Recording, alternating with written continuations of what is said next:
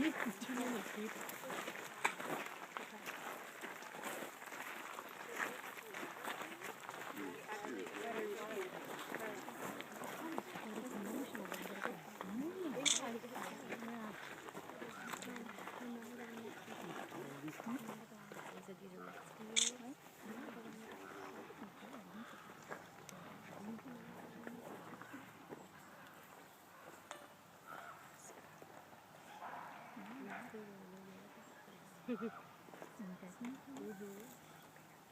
Alright, you ready, buddy? Be careful when I see him going.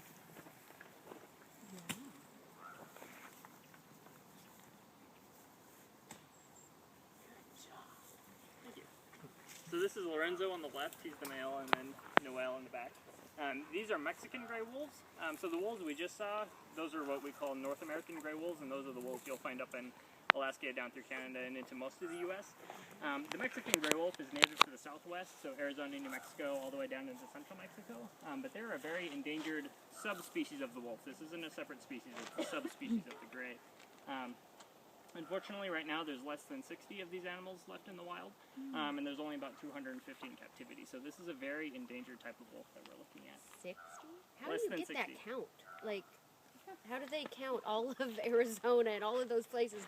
Because at one point there were only 7 left in existence. At one point, believe it or not, you know, back in the 70s, there were 7 Mexican gray wolves that refounded this entire population. And so all of the wild population that we have now are descendants of those 7, and so they'll do periodic releases. They haven't done releases in a while, but that's how they know. And then they just keep track of the wild population. So it's at one point they were extinct from the wild. Were they hunted, or? It was just habitat loss, human persecution, you know, a lot of factors. So these animals are part of what we call the SSP program, the Species Survival Plan program, and we're a part of the SSP program here. Thanks, Noel. Yeah. We're a part of 2 Species Survival Plan programs here, one for the red wolf and one for the Mexican gray wolf. And that means these animals are treated a lot differently. So when I said we don't breed animals... I'm going to bring my group in a sec. I need to meet up with you and grab the butter. Okay. These animals, occasionally we are able to breed red wolves or Mexican gray wolves based on the needs of the program, because they decide who's breeding with who based on genetics, because they have to be... I think there's only one volunteer. Everybody else are colleagues, friends, so I have to do a little introduction, so it'll be a minute. Okay. Sorry, I keep losing track. Based on genetics. Based on genetics, yeah. So, you know, with only 7 founding individuals, you know, there's going to be some degree of inbreeding, and so they have to minimize that as much as they can. So occasionally, you know, we're allowed to breed animals in these programs.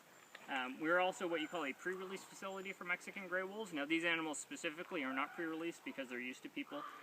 It's just that the pre-release animals that we do manage are way in the back, and those pre-release animals can go from Wolf Haven directly back into the wild. So it's a pretty neat program. We're one of only 3 facilities in the U.S. that has pre-release Mexican gray wolves. What do you do different? The 2, one is in